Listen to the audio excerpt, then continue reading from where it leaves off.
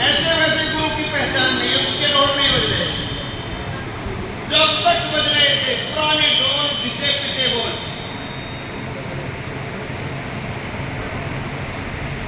जिन्हें जानने के बाद फिर जानना बाकी और समझने के बाद फिर समझना बाकी। कौन सा सदगुरु आया? जिसने वो समझ दी जिस समझ को समझना बाकी नहीं रहे। और सदगुरु का गवाह भी कौन है? सब कुछ बताया जा रहा है इसमें। बुद्ध निष्कलंक अवतार में आया। जिस बुद्ध निष्कलंक अवतार के हर ग्रंथ में ढोल बजाए गए कि 28वें कलयुग में बुद्ध निष्कलंक अवतार आ रहा है। उस बुद्ध निष्कलंक ने आकर के दुनिया करते के आकर के कोई बताता है कि यहाँ पर दुनिया को ये कर देगा, दुनिया को बचाएगा, ये कुछ नहीं। सिर्फ और सिर्फ दुनिया के लिए इसलिए ढोल बजाए कि अगर तुम्हें बार बार जन्मने और मरने से बचना है तो अब वो सदगुरु कुल अकल आ रहे, कुल अकल आवश्यक है पका दिन पार ब्रह्म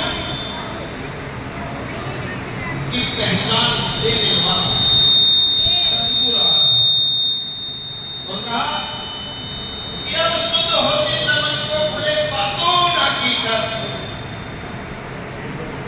जो आज तक छिपा बना रहा उन सबके ढोल बजने जा रहे हैं, उन सबके पर्दे उठने जा रहे हैं। अब सभी को सुख आ जाएगा। क्यों? इमाम रूह पर लादन नहीं आ रहा। उसके पास क्या है? जित अरस हक मार्फत, जिसके पास परम धाम और पार ब्रह्म की पूर्ण पहचान है। तो ये ऐसे वैसे गुरु की पहचान नहीं है। ये उस सदगुरु की पहचान है जिसने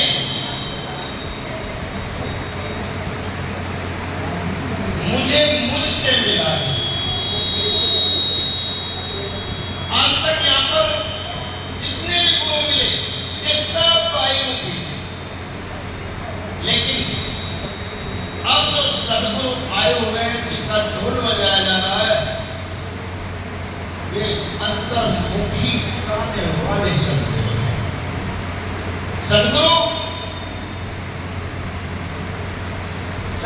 स्वयं मिले जब साचा पर सिद्ध बिंद पर चावे और प्रकट प्रकाश करे पार ब्रह्म सो और बिंद अनेक गुणा।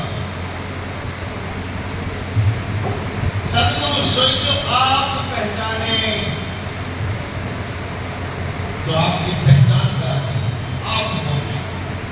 सदगुरु स्वयं जो आप चिनावे माया धनी और घर,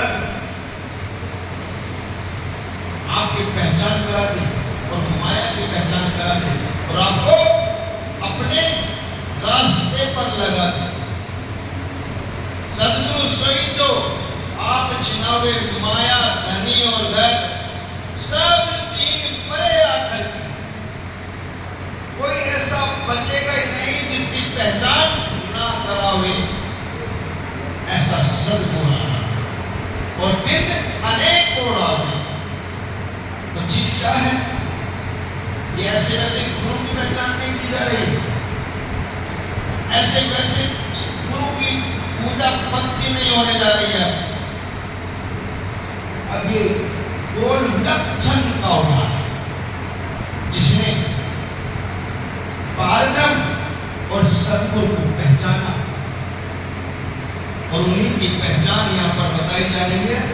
सभी ध्यान से सुने और पीछे पीछे बोले।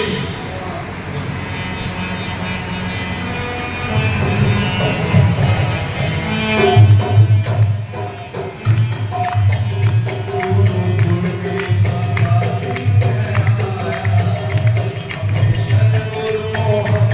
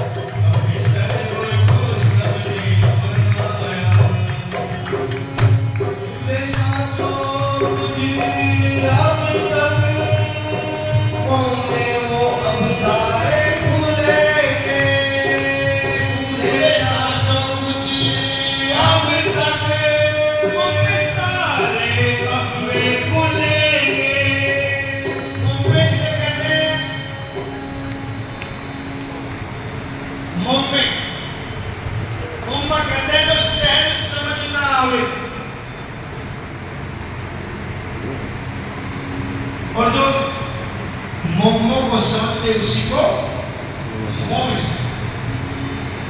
कुछ का कुछ और जो प्यारा दोस्त कहना रसूल कुरान सो कुछ मोमिन को देंगे रस अजीब के निशान कहाँ दिए, कब दिए, किसे दिए, किसने दिए? खुदा बीच वजूद हिजाब रूप तुम्हारी रहता था,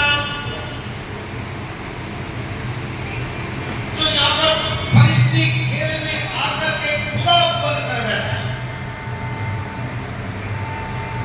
और जिसके बहुत ढोल बजाए गए पहले कि खासी गिरोह के बीच में आखिर इमाम खाविद हुए। खासी जो गिरोह है आखिर में उस गिरोह का खाविद इमाम होगा। बहुत लोग हैं जो इन पर दिल मिला उठे बेचारे सुनकर, ये क्या है? लेकिन चीज क्या है? आखिरत तो है एक फरिश्ती खेल की। अब सबसे पहले जो फरिश्ती खेल में खुदा बनकर बैठा तो खासी गिरोह के बीच में आखिर में इमाम खाविद बना, जो इमाम मेहदी है वही खुदा बनकर बैठा। यानी ईश्वर सृष्टि के मध्य में लिखा चाहे कुरान में तो अल्लाह के जिम्मे तो चीज क्या है? जो खुदा बनकर बैठा हुआ है और पूरे जोर लगाए के धरोहर ब्रह्मंगाओं के लिए बैठा है। जिस धरोहर को बोलने के लिए पूरे दम लगा दिए उस खुदा ने। लेकिन खेल में मेहंदी तोतला जुबा बजाए ढोल, आगे तो नूक लल्ला कहा जुबा बोलेगी, लेके आगे जुबान कोई और आ रही है जो इन हरफों को लेकर जब उस खुदा की वजूद की फना हुई, कौन था खुदा? प्राणनाथ। अरे जब चाहे हुआ रोजा और हज, तब काजिए खुदा मुसाफिर मदद है बात साहिब ने उस खुदा ने, बात साहिब ने 36 साल से उनसी घर इमाम बुलंदी सत्ता को दे किसा को लगभग आगे खेल घर का होने जा रहा है जिसके इमाम आप हो। आज जो धरोहर तुम्हारी हमारे पास रखी हुई थी, आज हम आपके धरोहर को क्यों आपको नहीं बोल सकते कि मैं ना तो असला पीले नूर का जोर से नूर का आने का समय हुआ, यानी अक्षर ब्रह्म का, मैं उसका अंग नहीं, यानी बोलता हूं लेकिन उस नूर की नहीं हूं। मैं प्रोटेस्ट किए बोलूं अब उन्हीं के साथ वापस जा रहे हैं।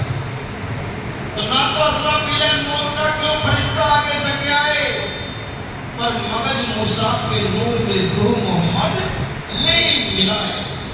तो इसलिए बागडोर सौंपी गई, और जो वे कुछ ये जो कुछ थे जो मुंह में छिपे पड़े थे, वे अब खुले खुदाई खेल में कुल अकल के द्वारा